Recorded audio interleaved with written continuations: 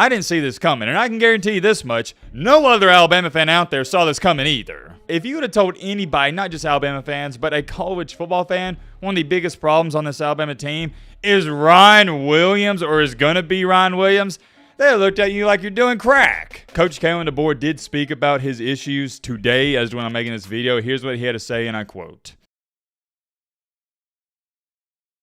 Ladies and gentlemen, boys and girls, hope all of you having a great Monday. Hope all of you having a great start to your week. If not, hope this video can make it a little bit better. And man, oh man, clap it up. Clap it up.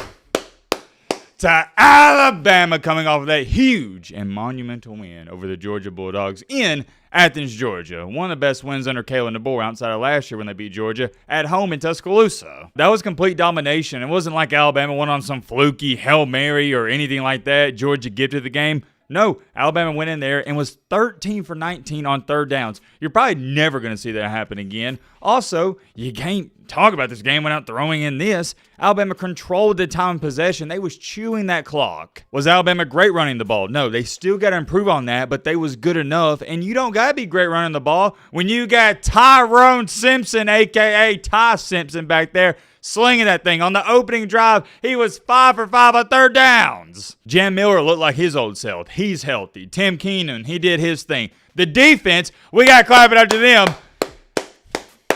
Them boys were hitting. Shout out to Bray Hubbard. We were harsh on him after the Florida State Seminole game, but now it's time to praise him. That's one thing I pride myself on. Yes, I'm going to critique you as harsh as anybody else. However, I think what separates me and my channel is I'm going to praise you when it's time to be praised. Past couple of weeks, Hubbard's looking like one of the best safeties in all college football, from forcing fumbles to the interception in the Wisconsin game. He can't play too much better. Defense rose to the occasion, and that made me really happy as a Bama fan because Alabama's defense the past couple of years, even those last few years with Saban, they weren't too all hot. They were nothing like the 2015, 2016 Alabama defenses we've come to know.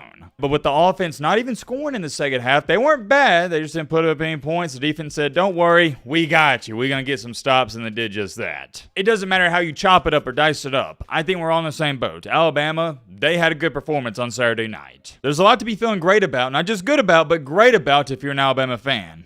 But, and I have a ginormous, enormously large big but, there is one issue. I didn't see this coming, and I can guarantee you this much, no other Alabama fan out there saw this coming either. If you would have told anybody, not just Alabama fans, but a college football fan, one of the biggest problems on this Alabama team is Ryan Williams, or is going to be Ryan Williams, they looked at you like you're doing crack. They would have said, wait a minute. It's not quarterback play. It's not our defense. It's not Ryan Grubb. It's not Kalen DeBoer. No, it's Ryan Williams, your star player. The guy who's on the cover of the EA Sports game. I've been very patient with him. I have given him the benefit of the doubt. Dating back to last year, you see a lot of people don't even remember. He has had this problem since the Georgia game of last year. It really didn't become too big of a problem, though, until the bowl game against Michigan. In that game alone, he had 3 to 4 drops. But it's time we talk about this isn't a minor problem. It's not an average problem. No.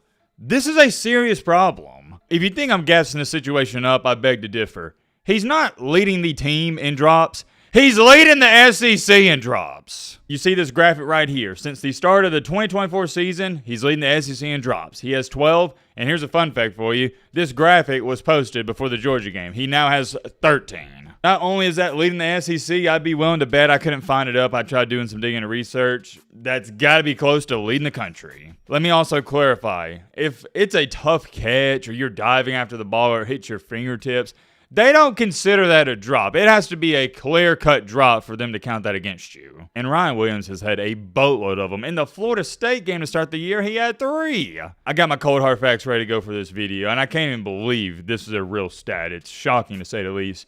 Do you know what his drop rate is for the season thus far? 29.4%. Let me say that again.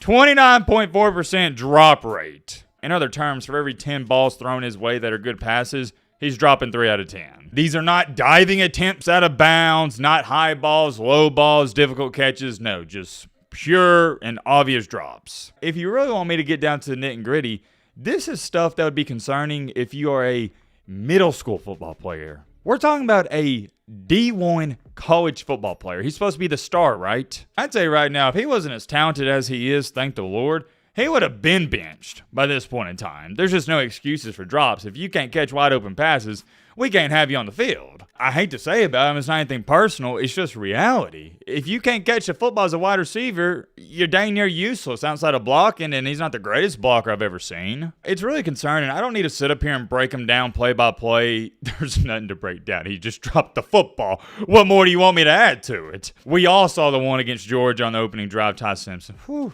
Oh, my apologies. Tyrone Simpson, there we go. Threw a beautiful, I'm talking about a beautiful dime, hit him right in the breadbasket. You couldn't have handed the ball off better. He dropped a wide open touchdown. That would have been like a, 60, 70 yarder. Fortunately, it didn't hurt Alabama because Ty Simpson turned into Tyrone Simpson on that drive, completed 5 for 5 on third downs, hit Jeremy Bernard in the end zone. Alabama still scored 7 points. But think about it. If Alabama doesn't get anything on that drive or they kick a field goal, they may not win the game. A couple weeks ago, I was ranting and raving about it in the reaction video. Ryan Williams dropped not 1, but 2 against Wisconsin, and nobody talked about it because Alabama's up by 30, and everyone in the comments like, yo, Matt, just take a chill pill. It doesn't matter that Ryan Williams dropped 2 passes. You were up by 30. Yes, what did I tell all you nerds in the comments? It does matter. Timothy and Bobby, I'm talking to you. Why did I say it mattered? Because it's going to come back to bite us in a game against Georgia if he drops 1 against him. And what do you know? I guess I spoke it into existence. He dropped 1 against Georgia. That would have resulted in 7 points. How you play and perform against Chattanooga State Water Aquarium Community College, Wisconsin, when you're up by 30, it matters. You have to cross all your T's and dot your I's to prepare for the Georgias of the world. There's no way around it. This isn't some fluke. It's why I've waited to make this video. He's done it dating back to last year. He's done it almost every single game. The last game of the year in 2024 against Michigan, the first game this year against Florida State, Wisconsin, most recently Georgia. He has a dropping problem. He can't catch the football consistently. Do some of y'all understand how insane a 29.4 drop rate is? It's through the roof. It's to the point where you're sitting there going, well, how's this guy even playing? It's because it's Ryan Williams. He is the cream of the crop. He has phenomenal talent and potential. The only bad thing you can say about him is he has struggled to catch the football, and I'm going to chop it up to, I think he's got the yips. It has to be in his head. This is an individual who was Mr. Alabama not once, but 2 years, and he would have won it 3 straight years in a row if he didn't reclassify. He won Mr. Alabama as a 10th grader and an 11th grader. If you don't know what that is, it goes to the best player in the state. As a 10th grader, he won that award. Do you think he was dropping passes in high school? I didn't watch every single game, but I can assure you this, he probably wasn't. In the first half of the season to start last year, he didn't have any drops. It was really after the Vanderbilt game where he started to struggle a little bit. Coach Kalen DeBoer did speak about his issues today as when I'm making this video. Here's what he had to say, and I quote. He knows he's just got to keep progressing, keep developing, keep working. And so what I know I see on the football field and practice every single day is a guy that is working hard at it. We know how skilled he is, how big of a threat he is anytime when he's on the field. I thought he responded well, had some nice catches on third down conversions, had a ball late in the half there that was an explosive that helped us cross midfield, put points on the board. So I thought his response was really good. He stayed focused, and I think really what he's locked in on is the team. Continuing along, he's not going to be perfect, just like any other guy. We expect a lot out of him, and we've built that up for him, and he certainly wants that. But you just got to keep taking steps, keep getting better, and he will. He just keep working through it, but I don't know what he was trying to say here. His desire, there we go,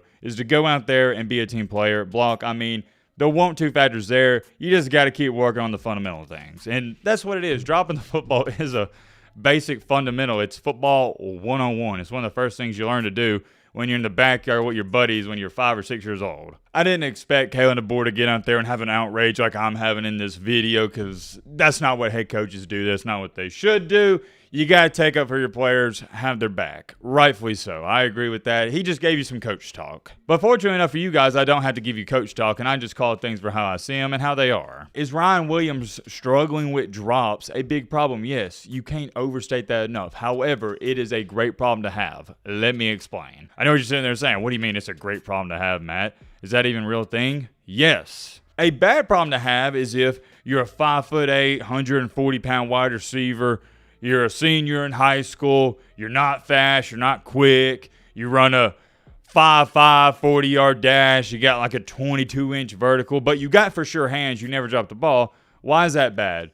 You're never going to make it. You're never going to sniff. Heck, you may not be playing in high school. You're, of course, not going to sniff playing D1, D2, and you're not going to play in the NFL. That is a bad problem to have because You can't coach that. You can't get better at that. You can't become faster overnight or jump higher overnight. Unfortunately, that's the case for most people. You just don't have the natural born athletic ability and talent, and there's nothing wrong with that. However, Ryan Williams has all the talent in the world, more talent than most people would even ask for.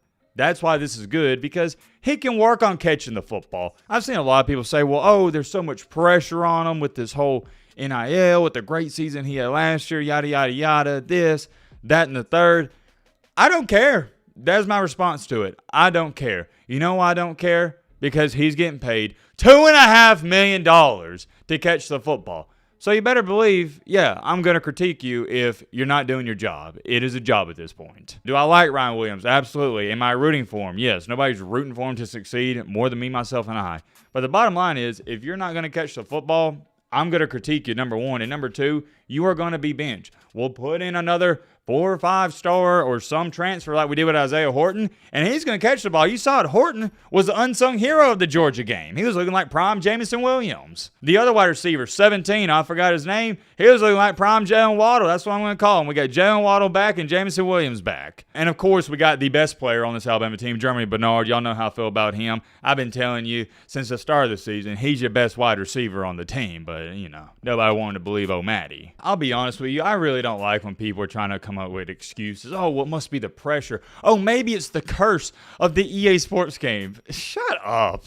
Nothing with him being on the cover of that game has to do with him dropping the football. You know what I think it is? And maybe this is the former athlete in me talking. He's just dropping the ball. There's nothing more to it. Catch it. I think everybody tries to come up with some conspiracy theory for stuff, when more times than not, it is black and white. You know why that guy led your varsity baseball team in strikeouts that one year? Or he always made errors in the infield, balls would go between his legs? There's no excuse. He just wasn't a good baseball player. Some people are built for the moment. Others aren't. There's no complicated reason for it. I'm not worried about him at all. I'm just saying, when a school is paying you $2.5 million, the bare minimum is catching the football when you're wide open. The bare minimum.